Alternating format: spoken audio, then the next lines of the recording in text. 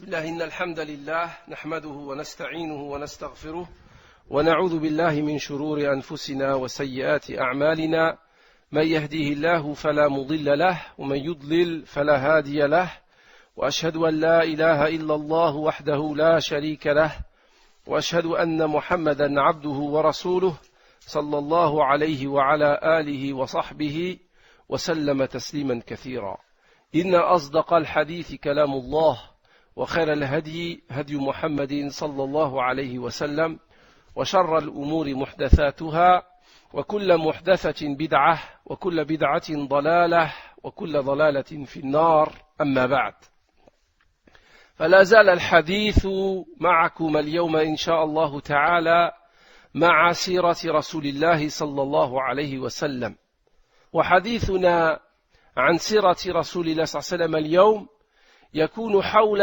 ثلاثة عناصر.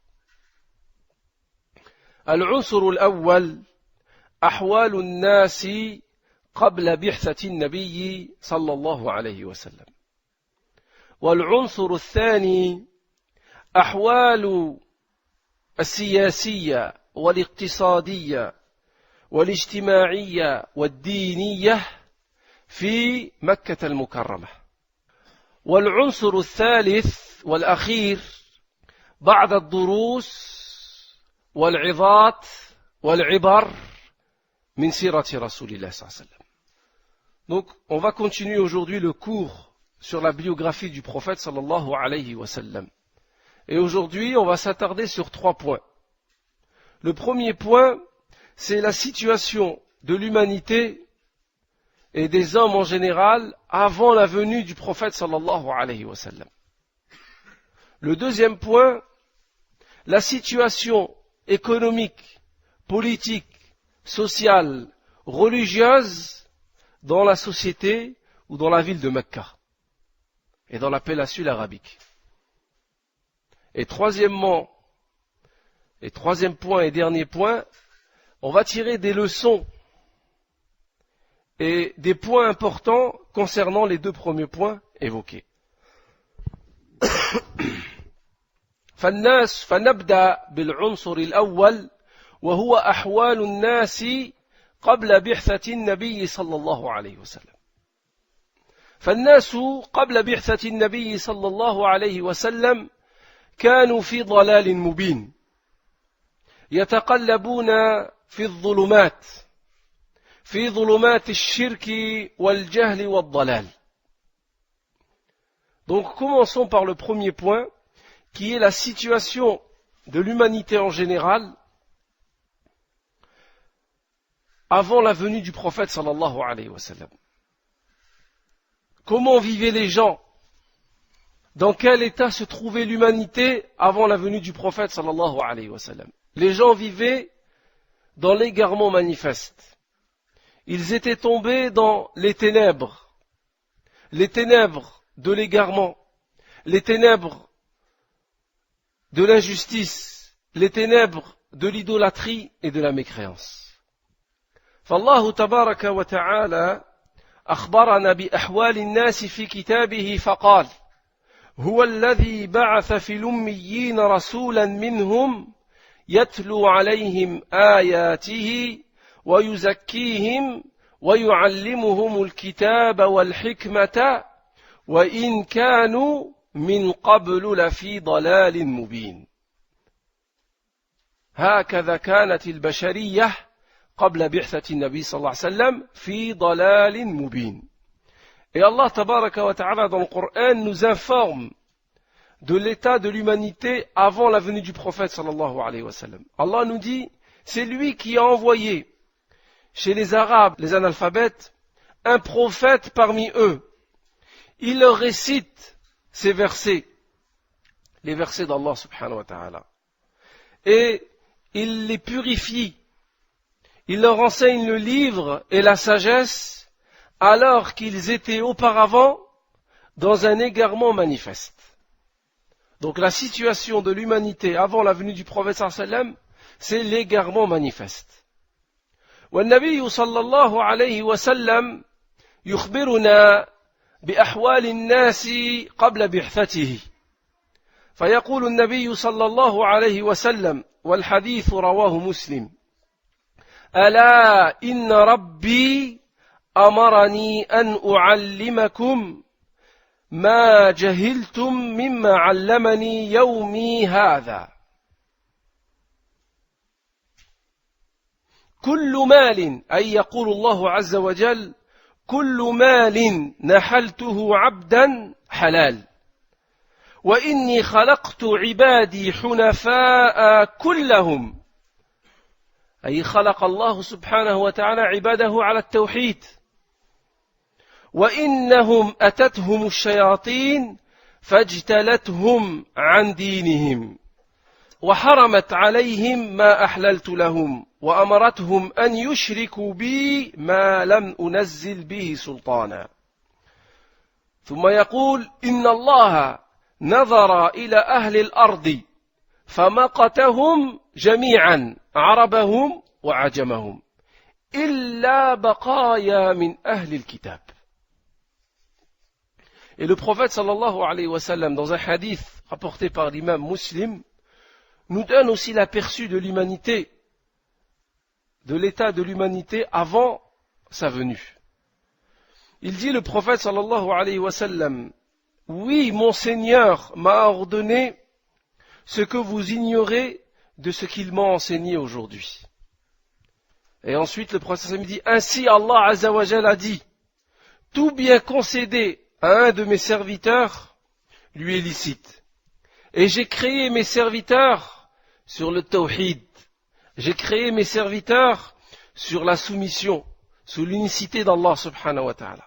Mais les démons les ont détournés de leur religion. Ils leur ont interdit ce que je leur ai permis. Et ils les ont exhortés à associer avec moi ce qu'Allah subhanahu wa ta'ala n'a descendu aucune preuve. Et Allah azza wa jalla a regardé les gens de la terre, arabes et non arabes, et il les a tous détestés à l'exception des derniers parmi les gens du livre. Donc avant la venue du prophète sallallahu alayhi wa sallam, Allah azza wa jalla détestait les habitants de la terre parce qu'ils étaient tombés dans le shirk, dans le kufr, et parce qu'ils étaient tombés dans l'égarement, à l'exception d'une poignée des gens du livre. وها هو الصحابي الجليل جعفر ابن أبي طالب يصور لنا أحوال الناس في مكة قبل بعثة النبي صلى الله عليه وسلم فيقول للنجاشي عند هجرته إلى الحبشة أيها الملك كنا قوما أهل جاهلية نعبد الأصنام ونأكل الميتة ونقطع الأرحام ونأكل الفواحش ونسيء الجوار ويأكل القوي منا الضعيف فكنا على ذلك حتى بعث الله فينا رسولا منا نعرف نسبه وصدقه وأمانته وعفافه فدعانا إلى التوحيد دعا النبي صلى الله عليه وسلم إلى التوحيد وأن نعبده سبحانه وتعالى ونخلع ما كنا نعبد نحن وآباؤنا من دونه من الحجارة والأوثان وأمرنا صلى الله عليه وسلم بصدق الحديث وأداء الأمانة وصلة الرحم وحسن الجوار وكف عن المحارم والدماء ونهانا عن الفواحش وقول الزور وأكل مال اليتيم وقذف المحصنات والحديث صححه الشيخ الألباني رحمه الله وصححه الشيخ أحمد شاكر رحمه الله. Et regardez, Ja'far ibn Abi Talib, lui de même, nous donne un aperçu de la Mecque avant la venue du prophète sallallahu alayhi wa sallam. Lorsqu'ils ont émigré, lorsqu'une poignée de croyants ont émigré vers Al-Habasha, vers l'Éthiopie, Ja'far s'adresse au roi d'Éthiopie et lui dit: Ô roi, Nous étions un peuple des gens de l'ignorance. Nous adorions les statues. Nous commettions le turpitude. Nous rompions les liens de parenté. Nous maltraitions nos voisins. Le plus faible d'entre nous, le plus fort d'entre nous dominait injustement le plus faible. Et nous étions sur cet état jusqu'à ce qu'Allah subhanahu wa ta'ala envoie un prophète parmi nous, dont nous connaissons sa noblesse dans sa famille, sa généalogie noble, dont nous connaissons son honnêteté, son respect du dépôt et sa chasteté. Il nous a appelés à adorer Allah subhanahu wa ta'ala sans rien lui associer, et de délaisser ce qu'adoraient nos parents et ce que nous adorions nous-mêmes comme pierre et comme statue. Et il nous a ordonné d'être véridiques dans nos propos, de restituer le dépôt, de maintenir le lien de parenté et de respecter les voisins. Et il nous a ordonné de s'abstenir de commettre des choses interdites et de diffuser le sang. Et il nous a interdit de commettre des turpitudes, de dire des faux témoignages, d'abuser des biens de l'orphelin ou d'accuser injustement les femmes pieuses et les femmes vertueuses. Regardez l'état dans lequel étaient les gens de la Mecque. Et ceci est rapporté par Ja'far radiyallahu anhu. فهذا هو العنصر الأول أحوال الناس قبل بعثة النبي صلى الله عليه وسلم. Ceci est le premier point, ça concerne l'état de l'humanité en général, dans tous les domaines, avant la venue du prophète صلى الله عليه وسلم. ولنرى الآن العنصر الثاني وهو أحوال الناس الاقتصادية والسياسية والاجتماعية والدينية في مكة المكرمة. Maintenant, nous allons voir ensemble la situation économique, la situation sociale, la situation politique et la situation religieuse à Mecca avant la venue du prophète sallallahu alayhi wa sallam, pour qu'on prenne conscience du bienfait de l'islam.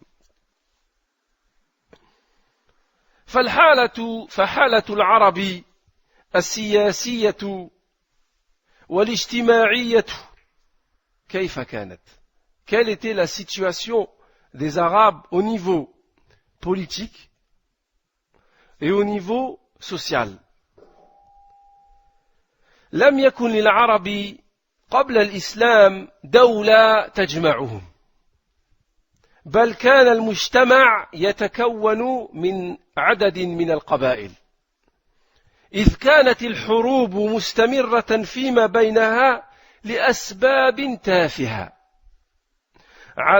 كالتسابق على موارد الماء وأماكن الرعي والتنافس على الشرف والرئاسة. Pour ce qui est de la situation politique et sociale des Arabes avant la venue du prophète sallallahu alayhi wa sallam, il faut savoir que avant l'islam, dans la péninsule arabique, ce qu'on appelle Jaziratul Arabiyyah, la péninsule arabique, il n'existait pas d'État. Il n'y avait pas un État ou un pays. Mais la péninsule arabique, les Arabes, c'était une série de tribus. Ils étaient constitués en tribus. Et ces tribus, les unes par rapport aux autres, avaient de l'animosité. C'est pourquoi il y avait des guerres constantes entre les Arabes. Pour des raisons très futiles. Parfois pour les points d'eau. À d'autres moments, ils se livraient des guerres pour les zones de pâturage. Ou parfois, ils se livraient des guerres pour être le chef ou pour l'honneur. Des guerres qui duraient des mois, des années, des décennies. Et Allah subhanahu wa ta'ala, Allah azza wa jal, يقول في كتابه واذكروا نعمة الله عليكم إذ كنتم أعداء فألف بين قلوبكم فأصبحتم بنعمته أي بنعمة الإسلام فأصبحتم بنعمته إخوانا. Et Allah Azza wa Jal dit dans le Coran, il dit, et rappelez-vous le bienfait d'Allah subhanahu wa ta'ala sur vous, alors que vous étiez des ennemis. Et Allah subhanahu wa ta'ala a réconcilié les cœurs.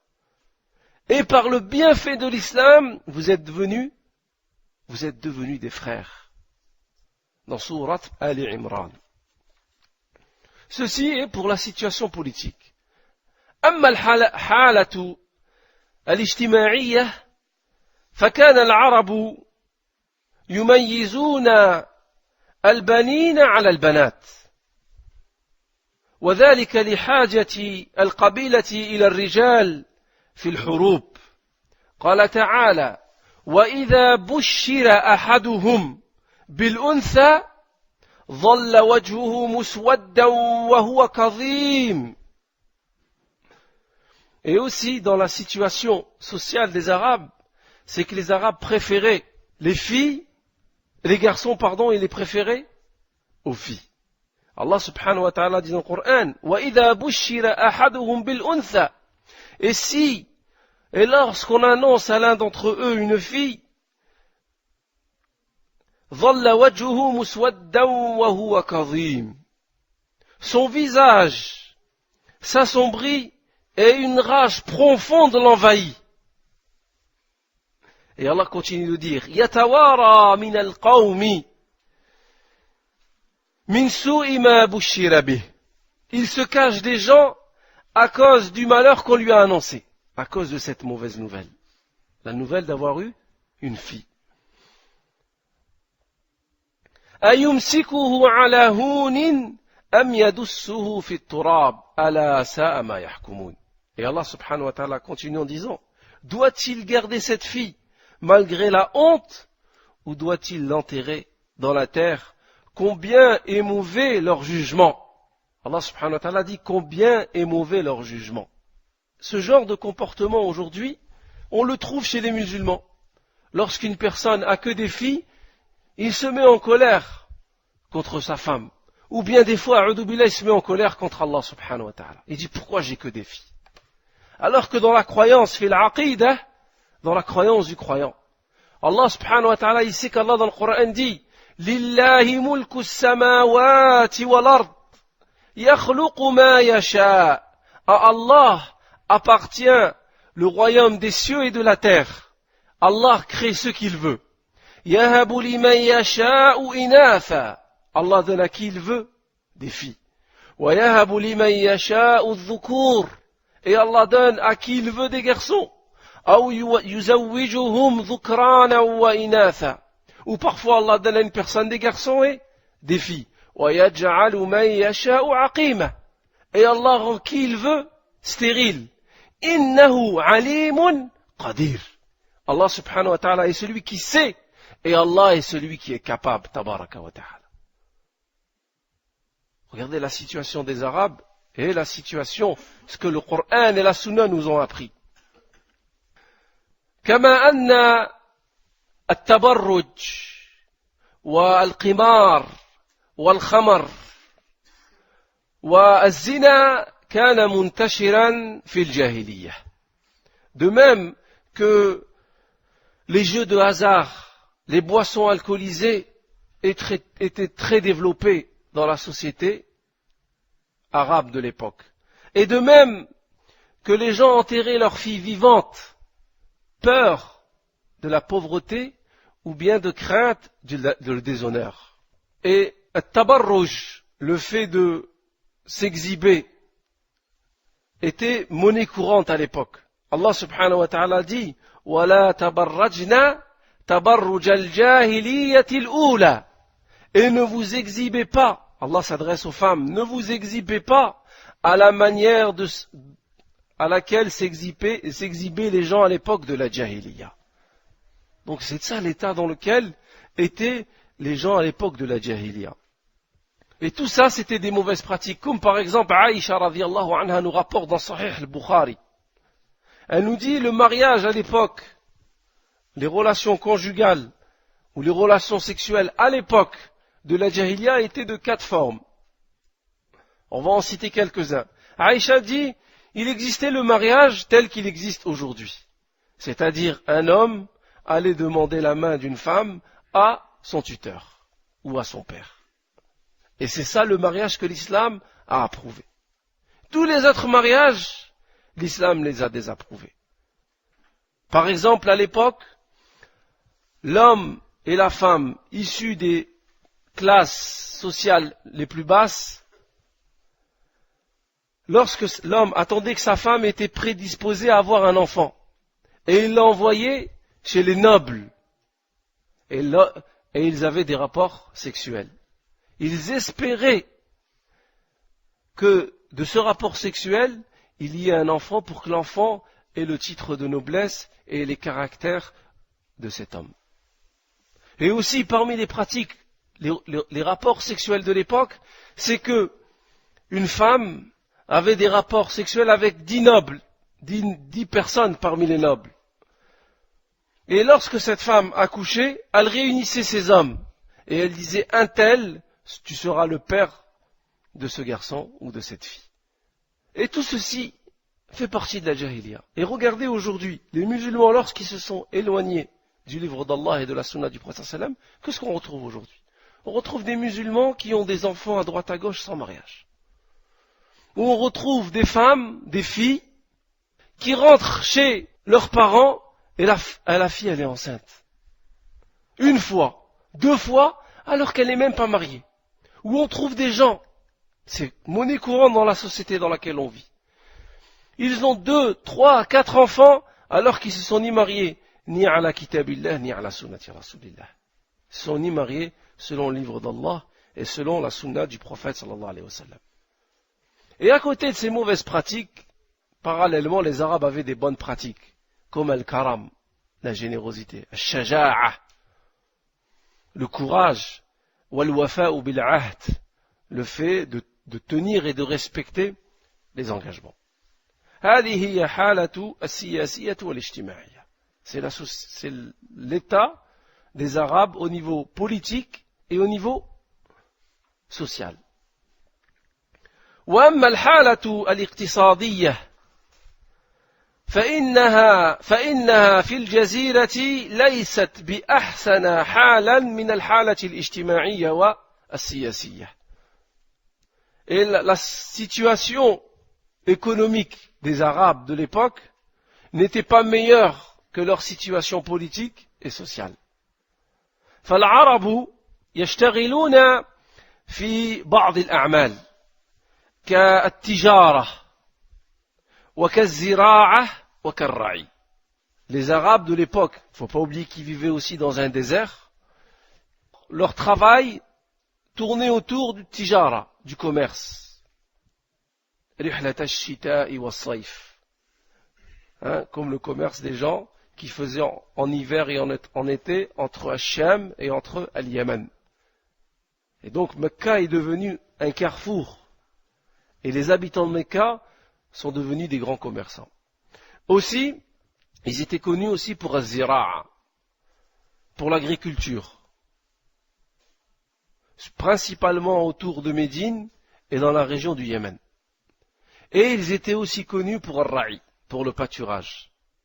Les Arabes aimaient s'occuper du pâturage et des animaux qui soient des ovins ou des chameaux.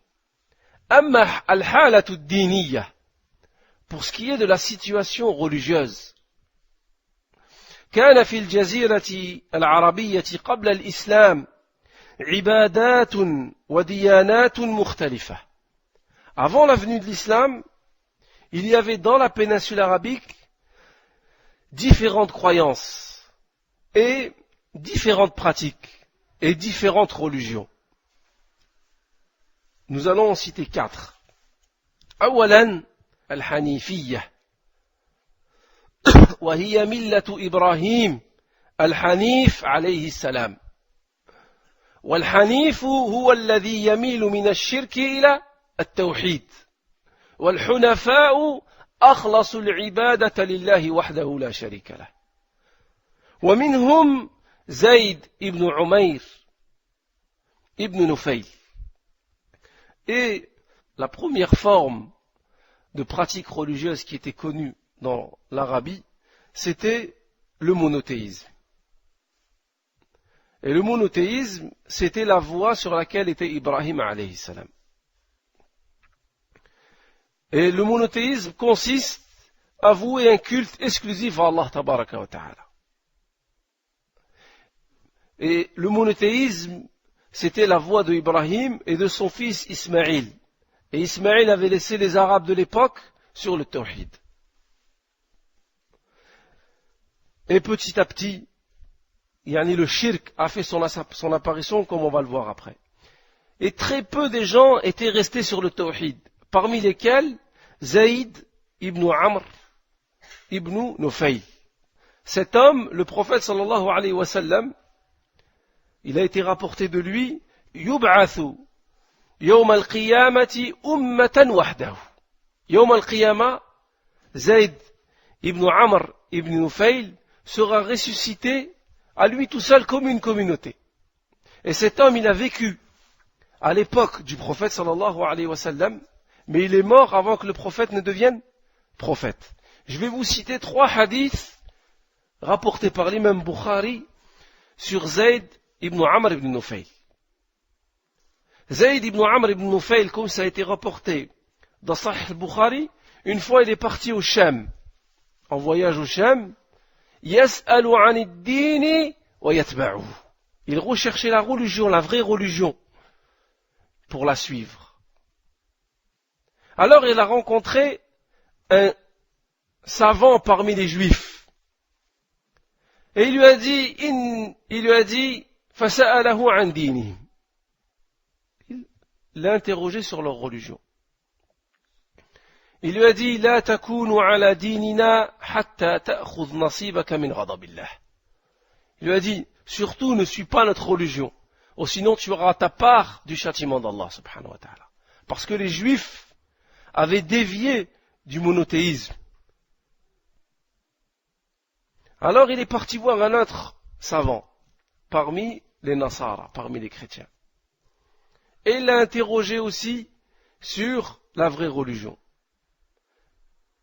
Et il lui a dit, ne suis pas ma religion, ou sinon tu auras une partie de la colère d'Allah sur toi. Et les deux lui ont dit, يعني كون حنيفا, sois hanif. Et il lui a dit, wama al-hanif, c'est quoi le fait d'être hanif? Il lui a dit, dinu Ibrahim, walam yakun yahudiyan, wala nasraniyan, wala ya'budu illa Allah. Ils lui ont dit tous les deux, sois sur la voie de Ibrahim. Et Ibrahim n'était ni un juif, ni un chrétien, mais il adorait réserver un culte exclusif à Allah subhanahu wa ta'ala. Alors cet homme a levé ses mains et lui a dit, Allahumma inni ashhadu anni ala dini Ibrahim. Il a dit, oh Allah, je témoigne que je suis sur la religion de Ibrahim. Et il est revenu à Mecca. Il est aussi rapporté de lui, dans Sahih al-Bukhari, qu'une fois il était assis, accoudé contre la Kaaba, et il a dit au Quraysh, il leur a dit, Ya Quraysh, Wallahi ma minkum ala dini Ibrahim ghayri. Il a dit, Wallah au Quraysh, il ne reste sur la voie de Ibrahim parmi vous que moi. Et une fois, il était en présence du prophète sallallahu alayhi wa sallam, dans un troisième hadith rapporté par l'imam Bukhari aussi, et on lui a apporté de la nourriture. Et cet événement s'est passé avant que le prophète sallallahu alayhi wa sallam ne soit prophète. Alors on lui a donné de la nourriture, et il a dit, فَأَبَا أَنْ يَأْكُلَ مِنْهَا. Il a refusé de manger cette nourriture. Pour quelle raison? قال إني لست آكل ما تذبحون على أنصابكم ولا آكل إلا ما ذكر اسم الله عليه. Je ne mange pas ce que vous avez sacrifié pour vos divinités, pour vos statues, et je ne mange que la nourriture sur laquelle on a mentionné le nom d'Allah subhanahu wa ta'ala. Donc avant la venue du prophète sallallahu alayhi wa sallam, il existait dans l'Arabie des gens qui étaient restés sur le Hanifiyya. Comme ça a été aussi rapporté dans l'histoire de Salman al-Farisi, et l'histoire elle est longue. Deuxièmement, ثانيا كان الناس على عبادة الأوثان والأصنام وكان عليها أكثر العرب فكانوا يطوفون ثان ويذبحون عندها ويدعونها من دون الله عز وجل وقد انتشرت في الجزيرة وبعض مناطق الجزيرة كما قال تعالى أفرأيتم اللات والعزى ومناة الثالثة الأخرى وقال الله عز وجل ما نعبدهم إلا ليقربونا إلى الله زلفى وثبت في صحيح البخاري أن عمر بن لحي هو الذي ابتدع بعض العبادات والمعتقدات في مكة. Et aussi, la plupart des Arabes en réalité étaient sur l'adoration des statues et l'adoration des images et l'adoration des idoles. Ils tournaient autour des statues, ils égorgeaient au nom de ces statues et ils les invoquaient en dehors d'Allah subhanahu wa ta'ala. C'est ce qu'on appelle al-shirk. Et cette forme de croyance et d'adoration, elle était présente dans Al-Jaziratul Arabiyya. Comme Allah subhanahu wa ta'ala dit dans le Coran, il nous parle de Al-Lat, qui était une idole qui était adorée à Taïf. Et il nous parle de Al-Uzza, qui était une idole qui était adorée à Nakhla. Et il nous parle de Manat, qui était une idole qui était adorée pas très loin de Médine. Et il a été rapporté dans le Sahih de l'imam Muslim et de l'imam Bukhari que le premier qui a apporté, qui a innové l'idolâtrie dans la péninsule arabique, c'était Amr ibn Luhay al-Khuza'i. Parce que Ibrahim alayhi salam et Ismaïl ont laissé leur peuple sur le tawhid. Et Amr ibn Luhay al-Khuza'i, c'était un noble parmi les Mécois. Et une fois il a voyagé au Shem, et il a trouvé les gens dans l'adoration des statues. Et il a ramené avec lui des statues. Et l'adoration des statues s'est propagée autour de Mecca et dans les contrées de la péninsule arabique. Et le prophète sallallahu alayhi wa sallam dit Ra'aytu Amr ibn Luhay al-Khuza'i yajurru qusbahu fi an-nar. Yani am'a'ahu fi an-nar. Le prophète sallallahu alayhi wa sallam dit de Amr ibn Luhay al-Khuza'i, il dit je l'ai vu dans le feu, il traînait ses entrailles et il traînait ses intestins. Donc on voit le danger du shirk et où le shirk conduit les personnes. النوع الثاني من العبادات والاعتقادات في الجزيرة العربية عبادة النجوم والكواكب. اتخذها بعض العرب معبودا له من دون الله فكانوا يعبدون الشمس والقمر وبعض النجوم كما قال تعالى وأنه هو رب الشعرى. Et aussi parmi les pratiques de l'époque, c'était l'adoration des étoiles et des astres. Certains Arabes étaient tombés dans cette forme d'adoration. Comme Allah subhanahu wa ta'ala dit dans le Coran وَأَنَّهُ هُوَ رَبُّ الشِّعْرَى. Et c'est lui, c'est Allah subhanahu wa ta'ala qui est le seigneur de Shi'ra, qui est Sirius. C'était en fait un astre qu'une certaine tribu parmi les Arabes adorait en dehors d'Allah tabaraka wa ta'ala. ومن العبادات والاعتقادات الموجودة في الجزيرة العربية اليهودية والنصرانية. انتشرت اليهودية والنصرانية في مناطق أو في بعض مناطق الجزيرة العربية قبل الإسلام، فقد كانت اليهودية في خيبر ويثرب أي في المدينة، والنصرانية في نجران واليمن. وقد كان من النصارى من بقي على النصرانية الصحيحة، على الدين الصحيح، ومنهم ورقة ابن نوفل ابن عم خديجة زوجة النبي صلى الله عليه وسلم، كما ثبت ذلك في صحيح البخاري في كتاب بدء الوحي. Et aussi parmi les pratiques de l'époque, il y avait le judaïsme et le christianisme. Et le judaïsme et le christianisme s'étaient répandus avant l'islam dans certaines contrées arabes. Par exemple, le judaïsme s'était répandu plus autour de Yathrib et de Khaybar. Alors que le christianisme s'était plus répandu au Yémen et dans les régions du sud de l'Arabie actuelle. Et il existait encore une poignée de gens parmi les chrétiens qui étaient restés sur la voie de Isa alayhi salam, sur le vrai islam. Et parmi eux, il y avait Waraqatu ibn Nawfal, qui était le cousin de Khadija radiyallahu anha, la femme du prophète sallallahu alayhi wa sallam. Lorsque le prophète sallallahu alayhi wa sallam a reçu la révélation, Khadija et le prophète sallallahu alayhi wa sallam sont partis voir Waraqa ibn Nawfal, waqad tanassara, et il était parmi les chrétiens. Et il a dit au prophète, une fois que le prophète akhbarahu al-khabar, le prophète sallallahu lui a raconté l'histoire, il lui a dit hada an-namus alladhi nazzala Allahu ala Musa. Il dit c'est exactement la même révélation, le même ange Jibril qui est descendu sur Musa alayhi salam. Et il a dit ya laytani fiha jadha'a. Il a dit si seulement je pouvais encore être encore jeune. Ya laytani akunu ma'aka hina yukhrijuka qawmuka. Si seulement je pouvais être encore avec toi lorsqu'on ton peuple te sortira. Et le prophète sallallahu alayhi wa sallam il a dit awa mukhrijiyahum, est-ce qu'ils vont me sortir? Et il lui a dit ce qu'il lui a dit ensuite.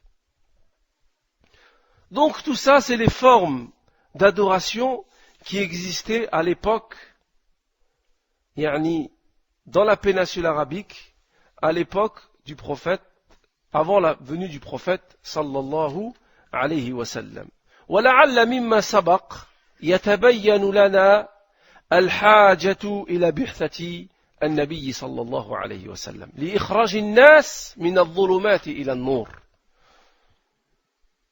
من إخراج الناس من عبادة الأوثان والأصنام إلى عبادة الله تبارك وتعالى الواحد الأحد. لهذا يقول الله عز وجل هو الذي بعث في الأميين رسولا منهم يتلو عليهم آياته ويزكيهم ويعلمهم الكتاب والحكمة وإن كانوا من قبل لفي ضلال مبين.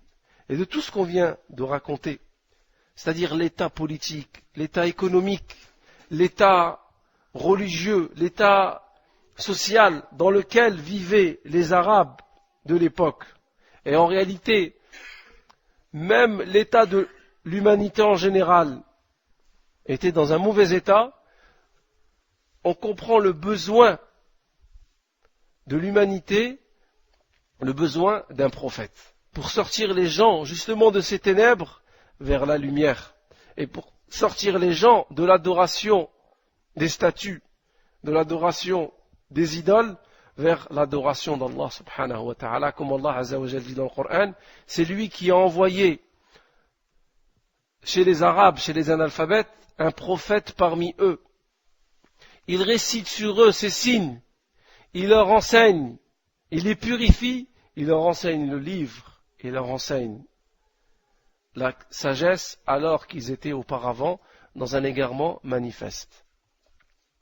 فالعنصر الثالث والأخير هو الدروس والعبر. Le dernier point qu'on va voir ensemble, c'est les leçons à tirer de ce qu'on a raconté depuis le début. Et ça va tourner autour de 3 points. أولا حاجة البشرية إلى الإسلام وإلى الدين، إذ سعادة الناس وفوزهم ونجاتهم إنما يكون بالإسلام وبالعودة إلى الإسلام الصحيح، الإسلام الذي كان عليه رسول الله وأصحابه الكرام، والإسلام الذي عليه أهل السنة والجماعة.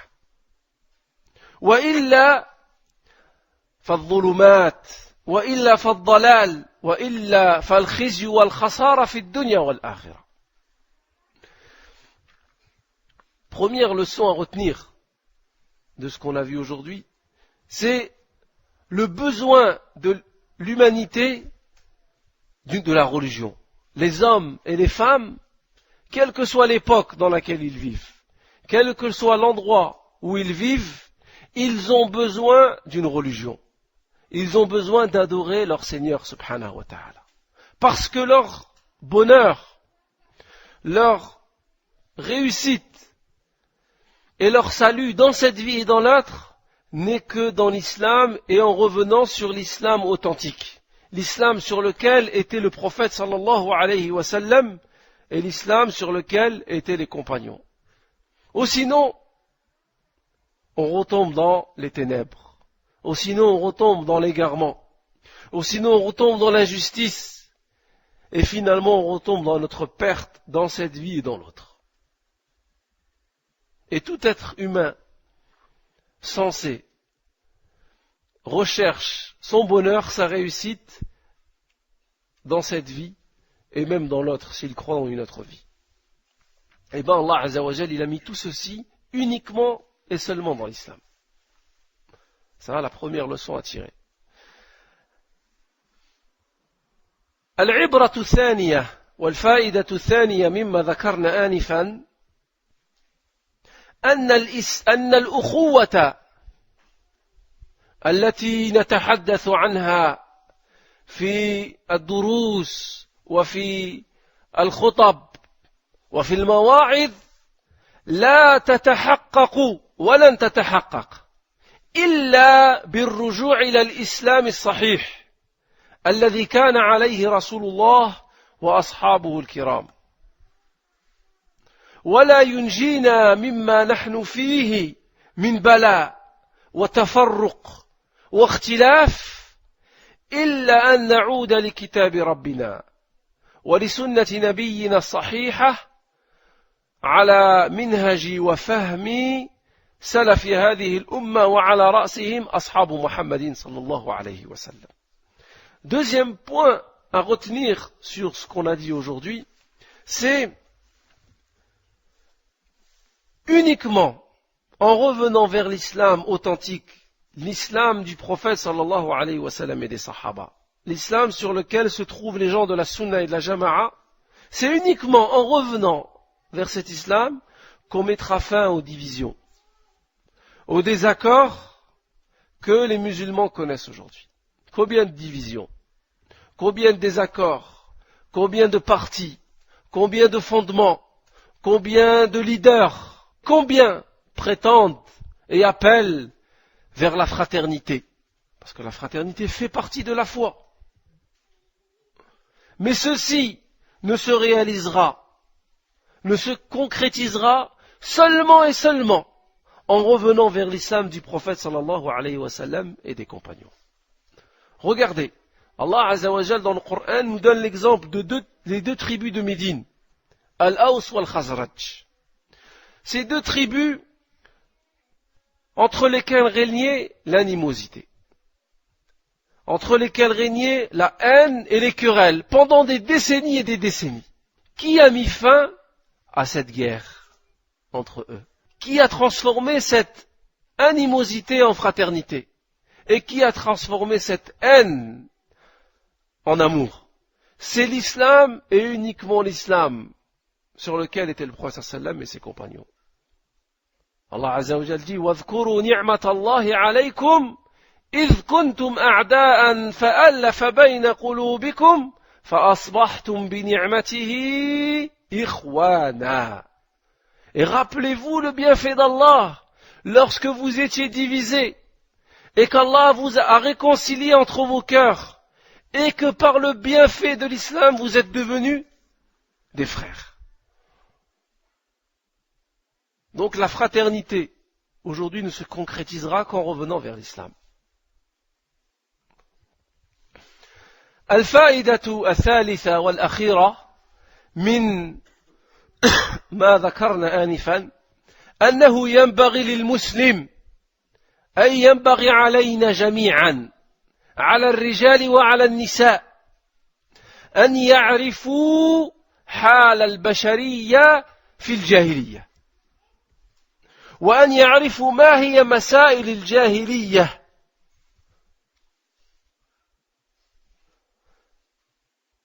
Le troisième point à retenir concernant ce qu'on a cité aujourd'hui, c'est qu'il incombe, il est bon à chaque musulman et à chaque musulmane de connaître c'est quoi la jahiliya.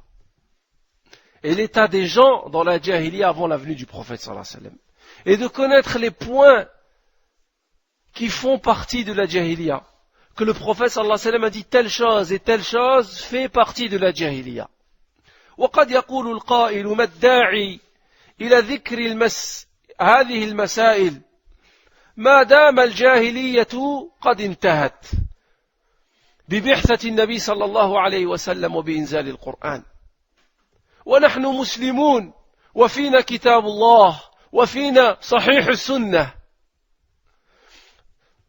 Certains pourront dire pourquoi apprendre la situation dans laquelle étaient les gens avant l'islam et pourquoi connaître les points de la jahiliya, les points que le prophète sallallahu alayhi wa sallam a désignés comme étant de la jahiliya, alors que la jahiliya a disparu par le fait qu'Allah a envoyé son prophète et par le fait qu'Allah a descendu le Coran.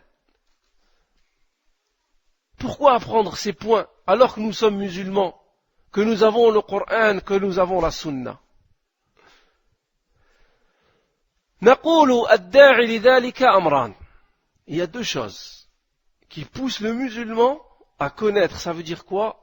La jahiliya, et ça veut dire quoi surtout? Masailul jahiliya, les points qui font partie de la jahiliya.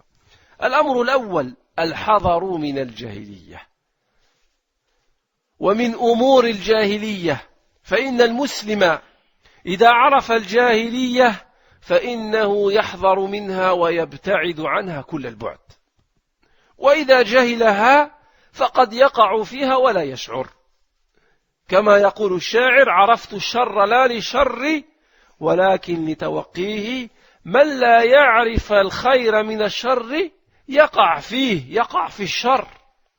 Le premier point qui nous pousse à connaître c'est quoi les points de la jahiliya et c'est quoi la jahiliya dans laquelle était l'humanité avant la venue du prophète sallallahu alayhi wa sallam, c'est de prendre garde de cette jahiliya. Parce que lorsque le musulman connaît les points de la jahiliya, eh bien il fera attention. Et il sera très loin des points de la jahiliya, des points de l'ignorance. Ou sinon, s'il les ignore, peut-être qu'il les fera alors qu'il ne sait même pas. Comme le poète disait, j'ai appris le char, le mal, pas pour faire le mal, mais pour l'éviter. Celui qui ne connaît pas le bien du mal tombera certainement dans le mal. Lorsqu'on apprend le shirk, les dangers du shirk, lorsqu'on apprend les dangers des bid'a, des innovations, lorsqu'on apprend le danger de tabarruj, lorsqu'on apprend ce qu'on apprend dans la religion d'Allah subhanahu wa ta'ala, c'est pas pour le faire, c'est pour le connaître et être celui qui est le plus loin de ces choses. والأمر الثاني أن المسلم إذا عرف الجاهلية عرف فضل الإسلام يقول الحمد لله على نعمة الإسلام اللهم لك الحمد جعلتني مسلما ولم تجعلني مشركا ولم تجعلني أعبد بقرة ولا أعبد الشمس ولا كوكبا ولا نجما من النجوم أو نجمة من النجوم. وقال عمر بن الخطاب رضي الله عنه يقول عمر عن قريب يوشك أن تنقض عرى الإسلام عروة إذا نشأ في الإسلام من لا يعرف الجاهلية. Et le deuxième point qui fait que le musulman apprend les points de la jahiliya, les choses qui concernent la jahiliya, comme par exemple le fait de se rattacher à sa tribu ou à sa nation, le nationalisme, fait partie de la jahiliya. Comme le fait de se frapper le visage ou de se tirer les vêtements lorsque il y a un mort. Ceci fait partie des points de la jahiliya. Et c'est présent par les musulmans aujourd'hui, à cause de leur ignorance du livre d'Allah et de la sunna du prophète sallallahu alayhi wa sallam. Donc, lorsque le musulman apprend les points de la jahiliya, eh bien, il connaît le mérite de l'islam. Il dit, alhamdulillah, qu'Allah m'a guidé vers l'islam. Et en plus de m'avoir guidé vers l'islam, il m'a guidé vers la sunna. Il est rapporté qu'on a dit à l'imam Ahmed, Amataka Allahu ala l'islam, faqal wa ala sunnah. Rapporte qu'on a dit à l'imam Ahmed qu'Allah fasse que tu meurs selon l'islam. Et il a dit, et selon la sunna du prophète sallallahu alayhi wa sallam. Donc lorsque le musulman connaît la jahiliya, il remercie Allah jour et nuit. Alhamdulillah, oh Allah, tu m'as fait de moi un musulman. T'as pas fait de moi un mouchrik. T'as pas fait de moi quelqu'un qui adore une vache. T'as pas fait de moi quelqu'un qui adore un astre. T'as pas fait de moi quelqu'un qui vénère un animal parmi les animaux. Et ainsi de suite, et ainsi de suite. Comme Omar ibn al-Khattab disait, bientôt, les principes de l'islam, les grandes prescriptions de l'islam vont disparaître une après une. À quel moment? Il dit lorsque arrivera des générations qui ne connaîtront pas la jahiliya. Qui ne connaîtront pas la jahiliya, les dangers de la jahiliya. C'est pour ça, يعني أنصحكم بكتاب مهم يتحدث عن الجاهلية وشرحه الشيخ الفوزان حفظه الله وهو شرح مسائل الجاهلية وهذا الكتاب شرحه يعني كثير من العلماء ومن بينهم الشيخ الفوزان حفظه الله تعالى. C'est pour ça finalement je vous conseille un livre qui parle des points de la jahiliya, qui est le livre de Cheikh Mohammed ibn Abdul Wahhab, qui s'appelle Les points de la jahiliya, avec lequel le prophète est en désaccord avec les gens de son époque, parmi les Arabes et parmi les gens du livre. Et ce livre, beaucoup de savants ont fait l'explication de ce livre, et parmi des explications, il y a l'explication de Cheikh Al-Fawzan, Hafidahullah, il l'a appelé Sharhu, yani Masail al-Jahiliya, l'explication des points de la Jahiliya. Donc aujourd'hui on a vu quoi? On a vu awalan, al-ha'alu, la situation dans laquelle était l'humanité avant la venue du prophète sallallahu alayhi wa sallam. Ensuite, on a vu la situation économique, la situation politique, la situation sociale et la situation religieuse sur laquelle était la péninsule arabique avant la venue du prophète sallallahu alayhi wa sallam. Et finalement, on a vu des leçons à retenir concernant le cours d'aujourd'hui. Et la prochaine fois, Inch'Allah, nous allons commencer sur Laylatu Mawlidin Nabi sallallahu alayhi wa sallam. Nous allons voir ce qui s'est passé durant la nuit de la naissance du prophète sallallahu alayhi wa sallam. Wa kayfa tarabba Nabi sallallahu alayhi wa sallam. Et comment le prophète sallallahu alayhi wa sallam a grandi et a passé son enfance. سبحانك اللهم وبحمدك أشهد أن لا إله إلا أنت أستغفرك وأتوب إليك والحمد لله رب العالمين وبارك الله فيكم.